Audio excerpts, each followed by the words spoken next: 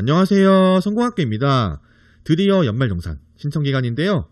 연말정산이란 1년간의 총 급여액에 대한 근로소득세를 세법에 따라 정확하게 계산한 세액과 이미 원청징수 납부한 세액을 비교하여 많이 징수한 세금은 돌려주고 덜 징수한 세금은 추가 납부하는 절차인데요. 그럼 연말정산 신청 방법에 대해서 바로 안내드리겠습니다. 우선은 포털 사이트에 접속하시고 나서 국세청 홈택스 검색 후 홈페이지에 접속을 해주세요. 그럼 이런 창이 나올 거예요. 여기 보시면은 왼쪽에 보면은 연말정산 간소화 서비스라는 게 있는데 여기 바로 가기를 클릭해 주세요. 그럼 로그인을 하라는 창이 나오는데 일반적으로 공동인수 또는 간편인증으로 많이 로그인을 하시더라고요.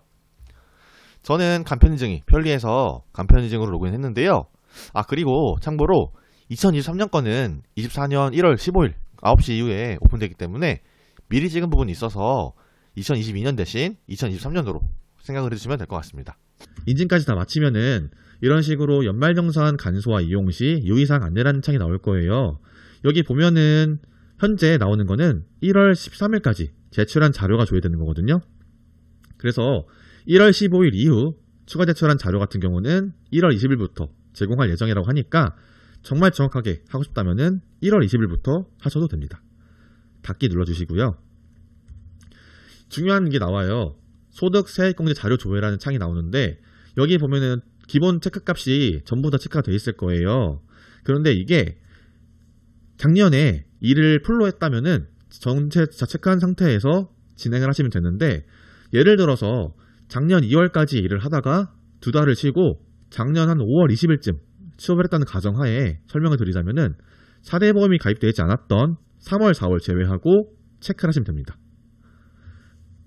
그 다음에 아래에 있는 뭐 보이시죠? 건강보험, 국민연금 이런 게 있을 거예요. 돋보기 모양 있잖아요. 이걸 전부 다 클릭해 주세요. 전부 다 클릭을 하게 되면은 이런 식으로 이제 얼마를 썼는지 다 확인이 가능하거든요. 그 상태에서 한 번에 내려받기를 눌러주세요.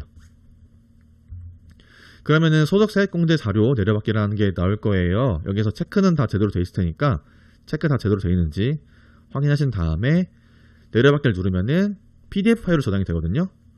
그러면 이런 식으로 뭐 언제 조회 기간이라던가 성함, 주민번호, 금액별로, 월별로 금액까지 다 나오기 때문에 이거를 제출하시면 되는 겁니다. 하지만 추가로 제출해야 되는 게 있어요. 바로 공제신고서인데요. 여기에서 공제신고서 작성 눌러주시고 한 번 더 공제신고서 작성 눌러주시면은 이런 식으로 공제신고서 작성하기라는 게 보일 거예요. 여기에서 공제신고서 수정하기를 눌러주세요. 그리고 스텝 1 기본사항 입력을 클릭해 주시고요.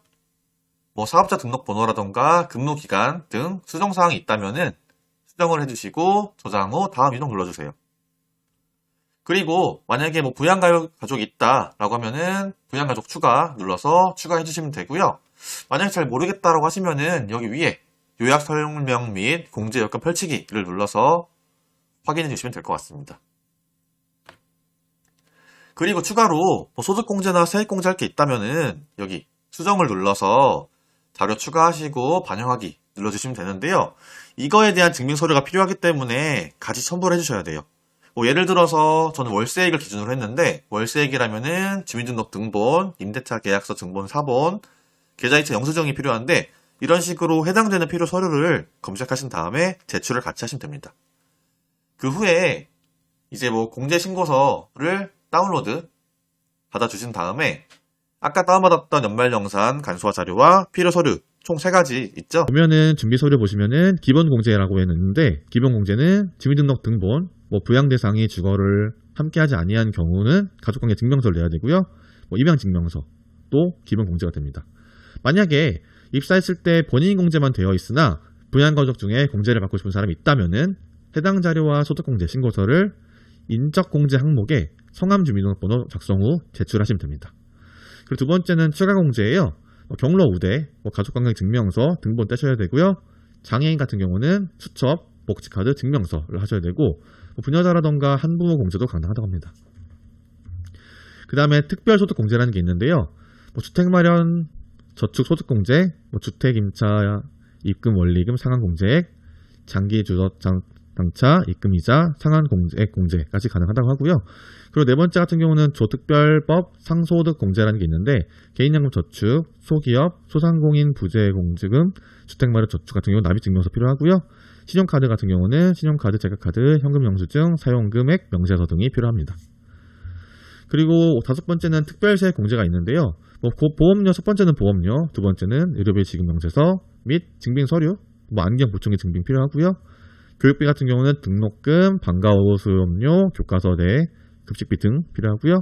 취업 전 아동 같은 경우는 유치원비, 학원비 등이 가능하고요. 기부금 영수증 같은 경우는 연말정산, 간소화 서비스 외 영수증 등이 필요합니다. 그리고 여섯 번째 같은 경우는 월세 세액 공제인데요. 임대차 계약서 사본과 무통장 입증이 필요하고요.